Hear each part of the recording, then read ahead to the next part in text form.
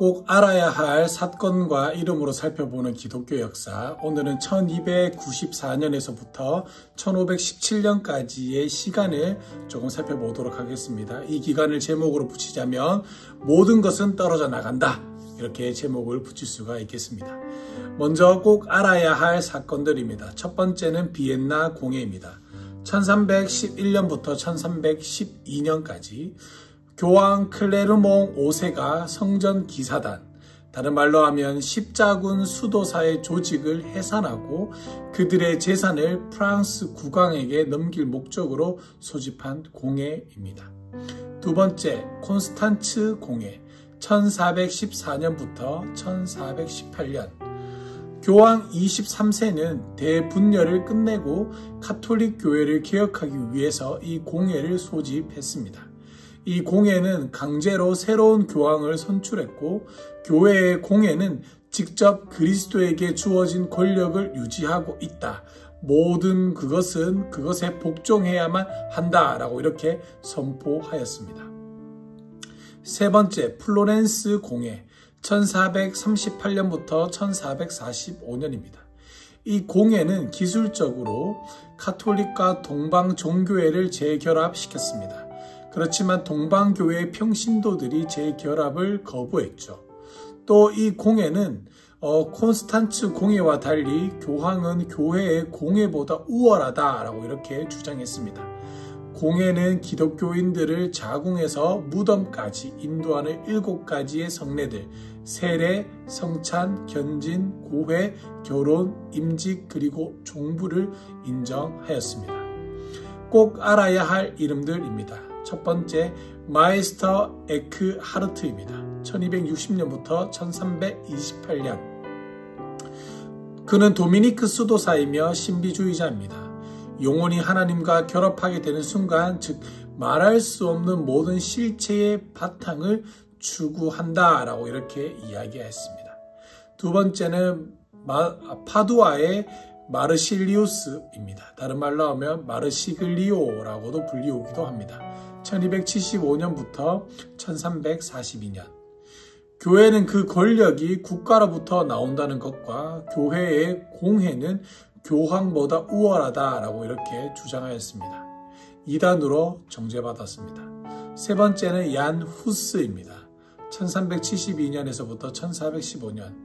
체코의 사제이자 개혁가이며 콘스탄츠 공회에서 화형을 당하였습니다. 네 번째는 발라입니다. 1406년부터 1457년. 이탈리아 출신의 인문주의자이며 콘스탄틴의 증여가 위조 문서라는 것을 입증하였습니다. 다섯 번째, 로테르담의 데시데라우스, 다른 말로 하면 에라스무스입니다. 1469년부터 1536년이고요. 르네상스의 학자이며 가톨릭의 신부이자 그리스어 신약 성경을 편집하였습니다. 1200년대부터 1500년대까지의 중세시대는 반복되던 과거의 형태를 벗어나지 못했습니다. 교회는 권력을 지향했고 기독교인들은 새로운 영적 욕구를 추구하였습니다. 높은 자리에 오르게 되면 반드시 내려오는 법인데요. 그 오르게 되면 내려오던 법을 모르던 교회의 지도자들은 변함없이 교회를 찾아서 예배하고 기도하는 서민들의 지극히 평범한 삶을 이해하지 못했습니다. 14세기에 들어서면서 교회는 안팎으로 어려움을 겪어야만 했습니다. 어디서 비롯된 것인지 모르는 흑사병이 나돌아 수많은 사람들을 죽음으로 몰고 갔지만 교회는 그 와중에서도 권력 다툼이라는 대응을 알아야 했습니다. 사람들 사이에 그런 실망감들이 쌓여갔고 서서히 분열이 시작된 교회가 제시하는 답은 공허하기만 했습니다. 살아계신 하나님과 새로운 관계가 필요하다는 것을 깨달은 일부 사람들이 나름대로의 목소리를 내기 시작했습니다. 그러나 부와 권력에 대한 욕구로 가득 찬 교회는 그러한 음성에 응답할 여유조차 갖고 있지 못했습니다. 15세기 후반을 지날 때 적지 않은 사람들이 그런 답답한 사정에 잘 알고 있었습니다. 1294년 교황을 선출하기 위해서 모인 추기경의 주교들은 프란시스 수도회 소속 수도사인 셀레스틴 5세를 교황으로 선출했습니다. 그는 거룩한 은둔자로 사람들 사이에 명성이 매우 자자했는데요. 선임자들의 경우에는 교황의 자리에 오르게 되면 말을 타고 당당하게 로마에 입성하는 게 관례였습니다. 하지만 이 셀레스틴 5세는 맨발에, 그것도 나귀를 탄 채 로마로 들어섰습니다. 이 셀레스틴 5세는 평범한 사람들이 사랑하는 노인이었는데요. 하지만 불행하게도 당시 로마의 주교가 담당하고 있던 임무는 평범하지도 않고 더 이상 목회적이지도 않았습니다.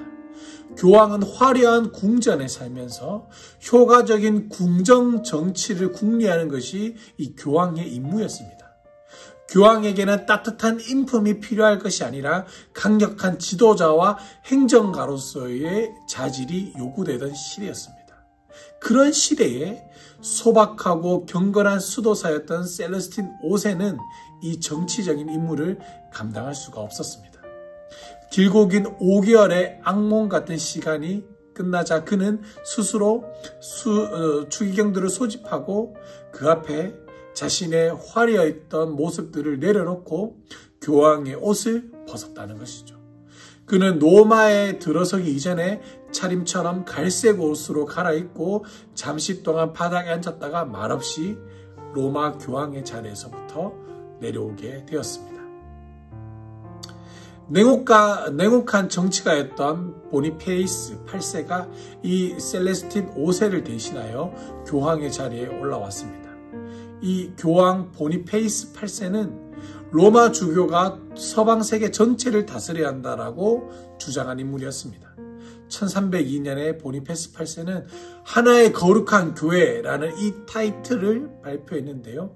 눈에 띄는 내용은 교황이 유럽 모든 국왕들을 능가하는 힘을 소유해야만 한다는 것이었습니다. 프랑스의 국왕 공평왕 필립은 그런 교황의 주장에 강력하게 반발을 했습니다. 교황은 필립에게 넘어가는 바람에 연금을 당한 처지가 되었고 말았습니다.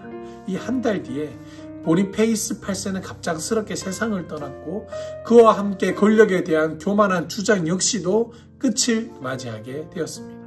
이 보니페이스 8세의 후계자로 로마를 어쩔 수 없이 떠나야 했고 그는 얼마 지나지 않아 죽고 말았습니다. 누군가가 그에게 독이 든 무화과 접시를 제공한 것이 사인이었다는 것입니다. 그 이후로 교황이나 황제 어느 누구도 서구 문명 전체를 지배하지는 못했습니다. 그들의 권력은 국왕들과 영주들의 모습으로 돌아갔고 거룩하지도 않고 로마인도 아닌 신성 로마 제국의 황제가 이 중부 유럽을 다스리게 됩니다. 하지만 그는 일개 독일 국왕과 전혀 다를 바가 없는 세속적인 인물이었다는 겁니다. 교서들이나 국왕들 그리고 과일 접시 가운데 어느 것도 신뢰할 수 없었던 새로운 왕은 이번 시간에는 프랑스의 국경 마을 아비뇽으로 달아나게 되는데 신임 교황은 그곳에서 72년 동안이나 14세기 생활하게 100년전쟁이 되었습니다. 시작될 시기에 프랑스 영토 주인이 집을 비우게 되자 활개치는 것은 그 집에 영국의 있던 플란체트는 종들밖에 왕가가 없었습니다. 프랑스의 봉건 정주 주교들은 공개적으로 교회의 지위를 팔아치우고 자신들의 주머니를 채웠습니다. 영지를 박탈당하지 않기 위하여 탁발 수도사들은 거리낌 없이 면죄부를 팔고 돌아다녔는데요. 독일의 성직자들은 사람들 사이에 경건한 하나의 기업이 되고 말았습니다. 프랑스의 왕위 계승권을 주장하였습니다. 정치적으로나 도덕적으로 혼란을 거듭하고 있던 이 시대를 일컬어 바벨론 뉴스라고 했습니다. 하지만 프랑스에는 고대 이스라엘 사람들이 약속의 땅에서 쫓겨나 바벨론으로 끌려갔던 것처럼 교회의 권위는 로마에서 떨어져 나가서 아비뇽에 유피되고 말았습니다. 그렇지만 바벨론 뉴스나 14세기 당시에 유럽이 겪었던 혼란을 설명할 수 있는 유일한 이유는 아니었습니다. 1377년 영국의 에드워드 3세가 프랑스의 국왕이었죠. 이 죽자 프랑스의 왕자를 요구하고 나섰습니다. 이렇게 해서 시작된 것이 바로 프랑스와 영국 간의 100년 전쟁입니다. 실제로 히틀러는 116년간 전쟁을 하게 되죠. 교회의 몰락과 피를 무르는 전쟁 와중에도 또 다른 어려움이 유럽을 강타하게 양모 수출을 금지시켜 1347년 10월의 어느 날이었습니다. 생각지도 않은 승객이 화물선에 급히 몸을 실었습니다. 질벽을 옮기는 벼룩을 가진 쥐도 그곳에 탔습니다.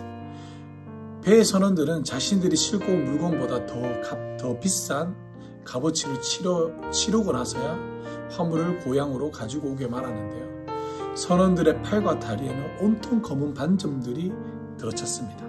사람들의 상처에는 죽은 피와 악취를 풍기는 고름이 끊임없이 흘러나왔습니다.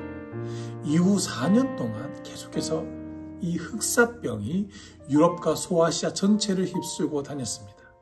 콘스탄티노플에서는 무려 전체 인구의 80%가 목숨을 잃었습니다.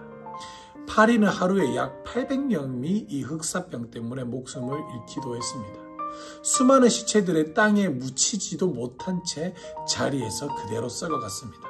어떤 사람은 나중에 이러한 기록을 남기기도 했는데요.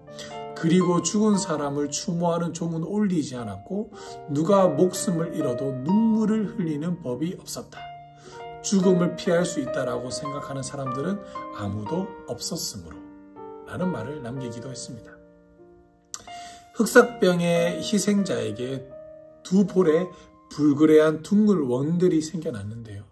또 희생자들은 죽어가면서 재채기를 했습니다.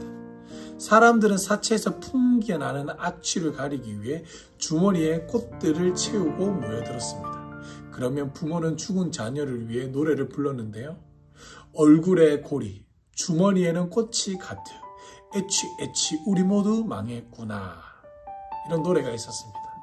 고향들이나 사제들 모두 백성들이 절박한 요구에 제대로 부응하지는 못했습니다. 어떤 사람들은 세상이 곧 끝날 때처럼 곧 종말이 왔다는 것을 말하며 난잡한 파티를 벌이기도 했습니다.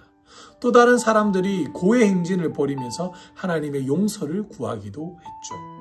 유대인들이 흑사병의 전파에 관계에 있다는 소문이 돌자 도시들마다 교황의 지시를 무시하고 유대인들을 남김없이 살해하거나 불을 지르는 일까지 발생하게 되었습니다.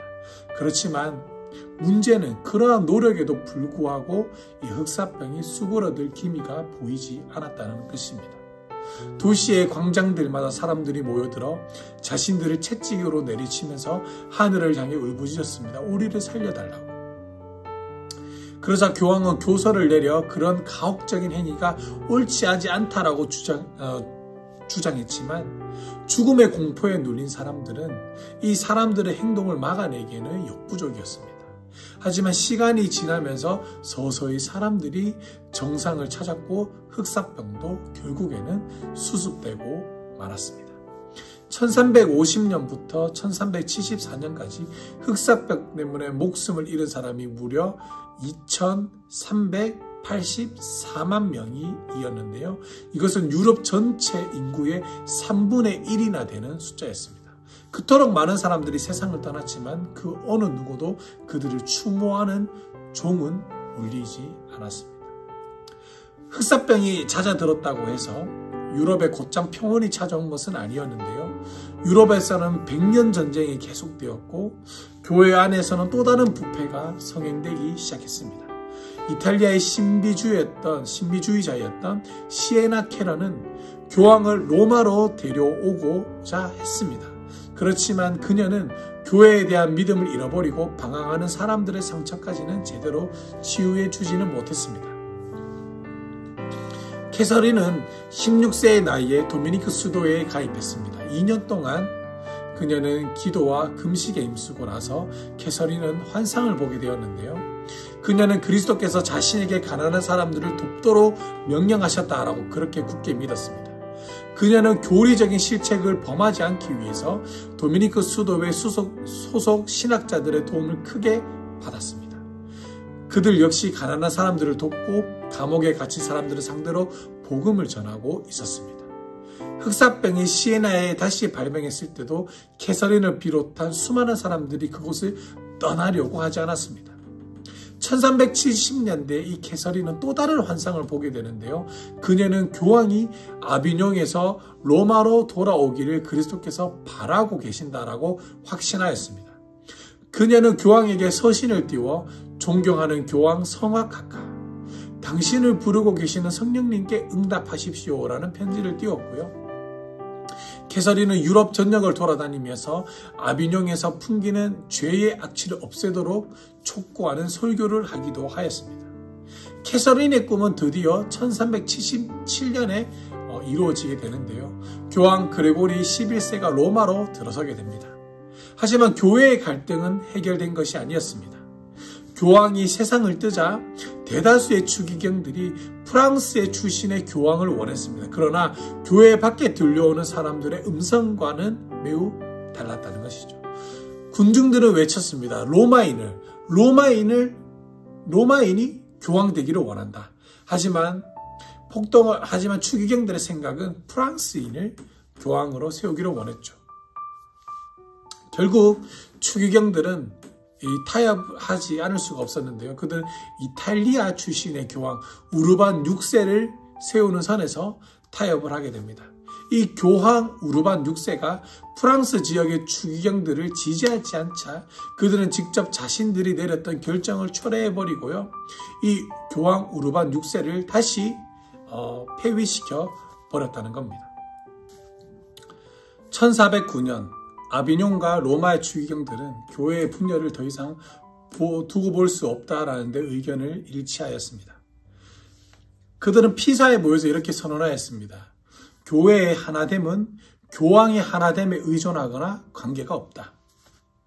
바꾸어 말하자면 이제 교회는 어떤 통일된 결정을 내리는데 교황이 필요하지 않다라는 것이며 교회의 공예 전체 교회를 결집시키는 통일된 결정을 내릴 수 있다는 선언이었습니다. 그러니까 교황보다는 공예가 더 힘이 있다는 거였죠. 이 피사의 공예는 프랑스인이나 이탈리아 교황 모두를 다 배격했습니다. 그리고 나서 다시 로마 출신의 교황을 선출했죠. 그렇지만 문제는 두 전임 교황이었습니다. 그들은 쉽게 물러서려고 하지 않았습니다. 이 두 명의 교황도 문제였는데 이제는 교황이 셋으로 늘어났으니 문제가 이만저만이 아니었던 거죠. 교황마다 상대 교황들을 따르는 이 추종자들을 파문했고 유럽 전체의 사제들과 평신도들을 진정한 지상교회를 어디서나 찾을 수 있을지 회의감에 빠져들게 만들었다는 겁니다. 더 이상 부패할 수 없을 것처럼 보이는 당시의 교회의 상황은 절망적이었습니다. 교황들은 자신의 수입을 지키기 위해서 온갖 편법을 다 동원했는데요. 이때 원하지 않는 답변이 영국 옥스퍼드 대학교의 철학 교수로 있었던 존 위클리브로부터 제기되었습니다. 로마 카톨릭의 가르침에 따르면 진정한 교회만이 성경을 정확하게 이해할 수 있다라는 주장에 위클립은 동의했지만 그 교회라는 용어가 무엇인지 새롭게 정의하려고 시도했다는 것입니다. 이 위클립은 교회가 교황이나 사제 혹은 성례전에 근거하지 않는다고 주장했는데요. 예수 그리스도를 통해서 하나님으로부터 부르심을 받은 모든 사람들이 다 교회라고 이렇게 주장했습니다. 그렇다면 사람들은 어떻게 자신들이 그리스도를 믿고 있는지를 알 수 있을까? 경건한 삶이 그리스도를 신뢰하고 있는지 여부를 입증한다라고 위클립은 주장했습니다. 이 위클립은 교회에 속한 사람들이라면 누구나 성경을 힘써 알아야 한다라고 가르쳤는데요. 이 위클립의 추종자들이 성경 가운데 일부를 쉬운 영국어로 번역한 것도 바로 그 때문이었습니다. 위클립은 이러한 글을 남겼는데요. 우리 개혁신앙에 있어서 위클립이 굉장히 중요합니다. 위클립은 이러한 글을 남겼습니다. 그리스도를 가장 알기 쉬운 말로 사람들을 가르치셨다. 어째서 오늘날에는 사람들은 왜 그렇지 않는 것일까? 그렇죠. 예수님도 쉬운 말로 그때 당시에 아람어로 또는 히브리어로 헬라어로 모두가 다 알아들을 수 있는 말로 가르쳤음에도 불구하고 왜 그 시대 예수님이 죽고 나서 교회가 힘을 얻자 왜 사람들은 일반어가 아닌 대중들이 알아듣지 못한 왜 라틴어로만 집례를 설교를 해야만 하는가, 이것이었다는 거죠. 일부 영국인들은 위클립을 영웅이라고까지 불렀습니다. 하지만 교회의 지도자들은 그를 이단이라고 불렀죠. 그들은 위클립을 2번이나 이 재판장에 세우려고 노력했습니다. 그러나 정치적인 문제와 자연재해 때문에 그 시도는 무산되고 말았는데요. 위클립은 1384년에 갑자기 세상을 떠났지만 교회와의 관계는 그리 나쁘지는 않았습니다. 위클립이 세상을 떠나고 난 뒤에 그의 추종자들이 성경 번역을 완성했습니다. 그들은 영국 전역에 위클립 개혁 사상을 전파했는데요. 우호적인 사람들은 그들을 가난한 설교자들이다 이렇게 불렀습니다. 그러나 적들은 그들을 룰라드파라고 불렀는데 그 뜻은 네덜란드어로 중얼거리는 자들, 그리고 라틴어로는 독보리를 품은 풀이라는 뜻을 가지고 있습니다. 위클립의 사상은 영국 이외의 지역까지 급속도로 번져나갔는데요. 1400년경에 그의 사상이 보헤미아, 현재 체코 공화국까지 당도하였습니다. 이 보헤미아 주교들은 서둘러서 이 위클립의 저서들을 금지시켰는데요. 그러나 뛰어난 교수이면서 사제였던 얀 후스는 이미 위클립의 저서들을 다 읽고 난 다음이었습니다. 여기서 얀 후스도 굉장히 중요합니다. 얀 후스와 위클립의 만남은 후스가 목숨을 바꿀 정도의 가치를 지닌 것이었다라고 얀 후스는 생각했는데요. 후스는 프라하의 강다에서 위클립의 사상을 그대로 전파했습니다. 1407년에 교회는 그의 설교권을 박탈하지만 후스는 여전히 잠잠하지 않았습니다. 그는 사람들에게 교회가 성경과 일치할 때만 복종해야 한다라고 가르쳤는데요. 아울러 그는 성찬식에서 평신도들에게 잔을 돌리지 않는 것은 매우 잘못된 것이다라고 주장하였습니다. 처음에 이 보헤미아 국왕은 이 얀 후스를 옹호하였습니다. 그러나 국왕이 교황의 도움을 필요로 하게 되자 후스는 도망치게 되는데요. 1415년 황제의 사신이 후스를 찾아내어 콘스탄츠라는 독일의 도시에 열리는 어느 교회의 회의에 참석해서 자신을 변론하도록 이렇게 요구했습니다. 신성 로마 제국의 황제는 후스가 회의에 참석할 수 있도록 그의 신변을 보호해 주겠다고 약속했지만 후스는 황제의 제의에 받아들이지 않았습니다. 왜냐하면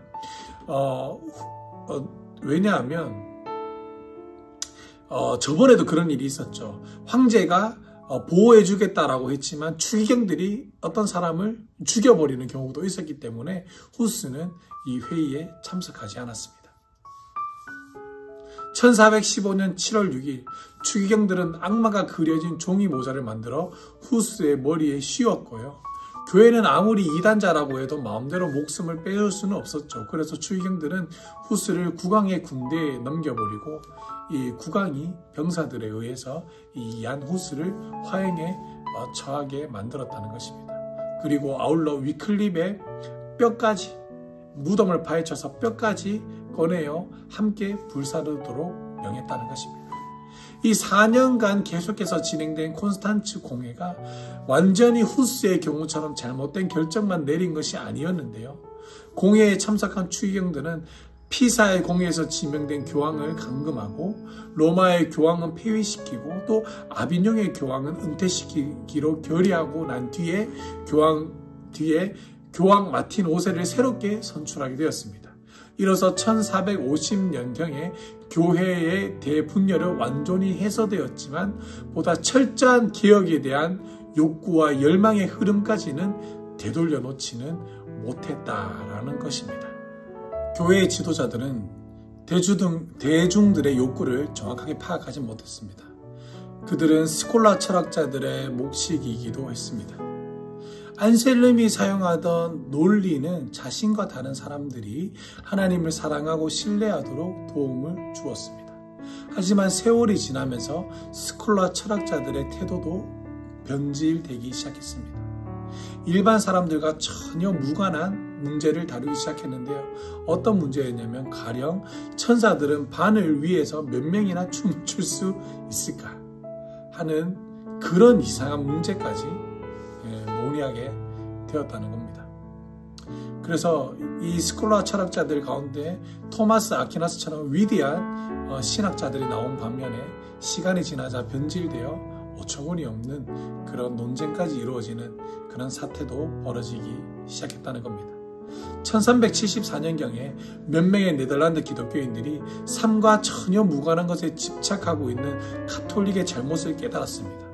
그들 가운데서 새로운 믿음의 형태가 출현했는데요.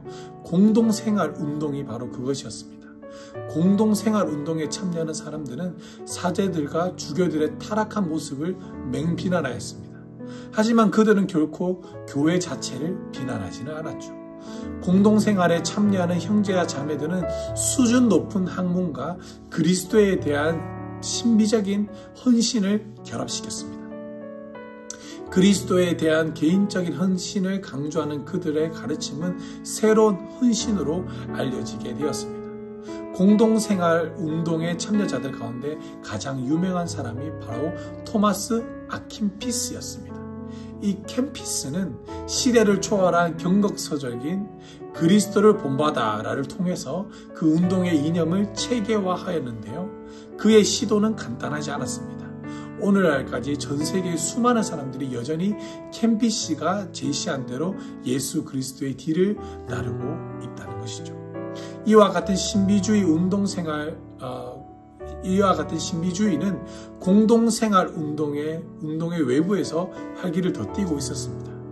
어른 어니 소녀는 자신이 겪은 신비적 체험 때문에 정치 현장에 뛰어들었습니다. 그녀는 그 체험에 대한 확신 때문에 자신의 목숨을 내놓아야 했지만 1415년 영국 왕 헨리 5세가 아젠쿠르트 전투에서 프랑스군을 물리치고 프랑스 북부 지역을 장악하게 되었습니다. 10년 뒤에 농사를 짓던 잔다르크라는 이름의 어느 프랑스 소녀가 환상을 보았는데요.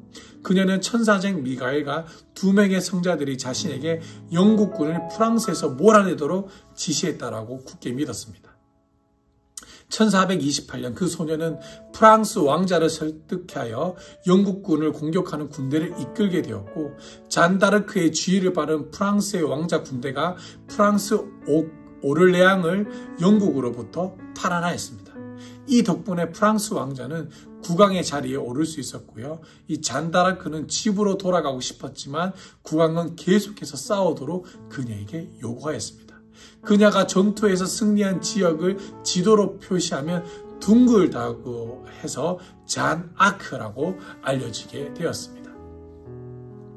영국인들은 잔이 신비한 환상을 보았다라는 주장을 어떻게든 부정할 필요가 있었습니다. 이유는 하나님이 자신의 편이라고 주장했기 때문이죠. 이 잔의 주장이 사실이라면 하나님은 영국이 아닌 프랑스군을 위해서 싸우시는 것이었습니다.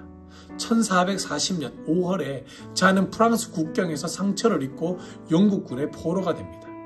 잔 덕분에 국왕의 자리에 오른 프랑스의 왕은 입장이 매우 난처하게 되었죠. 그는 그녀의 몸값을 치르지 않았습니다. 때문에 친영국파 주교가 잔의 몸값을 대신 치르고 자신이 감옥에 남자 죄수들과 함께 수감되었습니다. 그녀는 일단 자신의 신앙을 철회했지만 주교는 그녀를 다시 잔혹한 감옥에 다시 수감하였고 결국 종교재판소에서 그녀를 이단으로 판결하였다는 것입니다. 1431년 5월 19세가 된 그 농촌 소녀는 자신이 성자들의 음성을 다시 들었다라고 선언합니다. 병사들은 이 잔다르크를 산채로 화형에 처했는데요. 프랑스와 영국 지역의 수많은 사람들과 마찬가지로 잔은 그리스도께서 자신의 나라를 정치적으로 지원한다라고 확신하였습니다. 그녀가 겪어야 했던 잔혹한 죽음은 하나님의 뜻을 제대로 이해하지 못한 당시의 세계의 모습을 보여주는 아주 희미한 불빛이었습니다. 이 콘스탄티누스 황제는 313년에 콘스탄티노플을 건설했죠.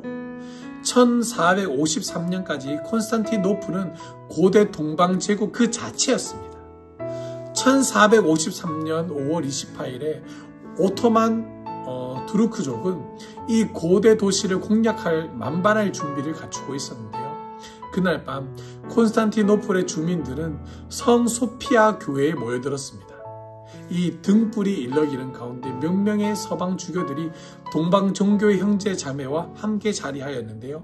아주 잠시 동안이만 했지만 로마의 동방 교회인들은 해묵은 분열을 잊은 채 주님의 만찬에 함께 동방 주교와 서방 주교들이 모여 함께 참여했습니다. 그것은 교회의 거룩한 본당에서의 집행된 최후의 기독교 예배 의식이었습니다. 5월 29일 회교도들이 그 도시를 점령하고 밤이 되자 어느 회교도 교사가 천천히 송소피아 교회로 걸어 나왔습니다. 그는 제단에 우뚝 선 채 힘주어 말했습니다. 하나님은 없고 오직 알라만 있을 뿐이다. 그리고 무함마드는 그의 예언자다. 자, 이제 교회는 이제부터 회교 사원이 된 것이었죠. 터키 이스탄불에 자리한 그 건물은 1930년까지 회교 사원으로 사용되다가 오늘날에는 아야 소피아라는 이름을 달고 박물관으로 사용되고 있습니다. 콘스탄티노플이 쿠르크족의 수중에 떨어지자 수백 명의 동방 지역의 학자들이 서방으로 피신하게 됩니다. 그들은 자신들이 가장 소중한 보물인 고대 그리스 사본들을 이미 챙긴 상태였습니다. 수세기 동안 로마의 기독교인들은 고대의 작가들을 외면하였습니다. 동방에 당도한 사본들은 고대 그리스의 수사학, 예술, 그리고 저작에 대한 관심을 새롭게 불러 일으켰는데요. 고대 예술가 비롯한 르네상스의 예술은 인간적인 시작에서 삶을 묘사하고 있습니다. 고대 웅변가들처럼 르네상스 인문주의자들은 실용적인 언어와 행동을 강조하였습니다. 예리한 낱말들이 논리의 정확성보다 더 중요하게 된 것이 바로 이 당시부터다라고 이렇게 볼 수가 있을 것입니다. 기독교 인문주의자들은 이러한 통찰력을 성경에 적용했는데요. 그들은 성경 본문들마다 본래의 의도와 본래 사용했던 그 언어에 초점을 맞추기 시작했습니다. 그들의 전투 표현은 본문으로, 원문으로 돌아가라 이거였는데요. 이런 주장들은 실제로 가능하게 만들었던 인물이 바로 구텐베르크로 알려진 요한 겐스플라이슈라는 인쇄업자였습니다. 1453년에 구텐베르크는 움직이는 게 가능한 금속 활자 주조법을 발견하였는데요. 그 덕분에 인쇄업자들은 처음으로 책을 대량으로 생산할 수가 있게 되었습니다. 이에 따라 책값도 폭락하게 되죠. 성경은 물론 그리스와 로마 서적들이 유럽 전역에 흘러 넘치게 되었습니다. 교황은 고전적인 서적들과 르네상스 예술을 장려했습니다. 그렇지만 그들 대부분은 르네상스의 가장 중요한 측면이라고 할 수 있는 새로운 성경 해석의 흐름을 간파하지는 못했습니다. 이 새로운 흐름이 뭐였습니까? 원문으로 돌아가라 라는 것이었죠. 로마 주교들은 점점 타락의 길을 걸어갔고 죽은 사람은 물론 살아있는 사람들도 사후에는 연옥에서 지내야 한다는 그 시간을 단축시키거나 아예 없애준다는 명목으로 교회에서 판매하는 면죄부는 여전히 사람들에게 인기가 좋은 상품이었습니다. 또 스페인에 설치된 종교재판소는 수많은 회교도 그리고 유대인들, 그리고 이단들을 박해하는 데 교회의 권력을 소모하였다는 거죠. 종교개혁은 이미 피할 수 없는 그 물살을 타게 되었다는 것입니다. 16세기에 최초로 교황의 자리에 오른 주교는 교회의 간섭을 따르지 않겠다라고 고집을 세웠습니다. 교회의 전통에 따르면 교황은 자신이 선출되었음을 당시 성자의 이름을 따라야 했지만 그는 이교도인 시저 율리우스의 이름을 선택하였습니다. 오늘날 교황 율리우스 2세의 이름을 아는 사람이 있다면 그가 후원했던 예술가 미켈란젤로 때문일 것입니다. 16세기의 당시 사람들은 율리우스 2세의 예술적 수준을 제대로 이해하지 못했습니다. 하지만 누구도 그가 이룩한 군사적 업적은 외면하지 못하죠. 1507년 그의 군대는 중부 이탈리아에 주둔하고 있던 모든 외국 군대를 그곳에서 몰아내었습니다. 교황 율리우스 2세는 승리를 만끽하면서 이탈리아의 불로나에 입성하게 되었습니다. 이 율리우스 2세가 기세등등하게 불로냐에 들어섰을 때 어느 전문 인문주의자는 교황의 기쁨을 나누려고 하지 않았습니다. 이 사람은 누구의 후계자인가? 율리우스 시저인가? 아니면 예수 그리스도인가? 이 질문을 던졌던 젊은이가 바로 에라스무스입니다. 이 에라스무스는 어느 마을의 음란한 신부와 결혼하지 않는 10대 소녀 사이에서 태어났는데요. 이 어린 에라스무스를 가르친 학교 교사는 공동생활 형제단 소속이었습니다. 그는 이 어린 에라스무스에게 그리스어에 흥미를 갖도록 만들었습니다. 10대 시절에 에라스무스는 대학교에서 그리스어를 공부하고 싶었지만 그럴 만한 돈이 없었습니다. 때문에 그는 대신 사제직을 선택해야만 했죠. 에라스무스는 사제가 되었고 나중에는 주교의 신임을 얻은 덕분에 파리 대학교에서 자신이 그렇게도 원했던 그리스어를 공부할 수 있었습니다. 그로부터 얼마 지나지 않아서 막 학문의 꽃을 피우기 시작한 이 인문주의자는 유럽 전역을 여행하면서 그리스어를 공부하였습니다.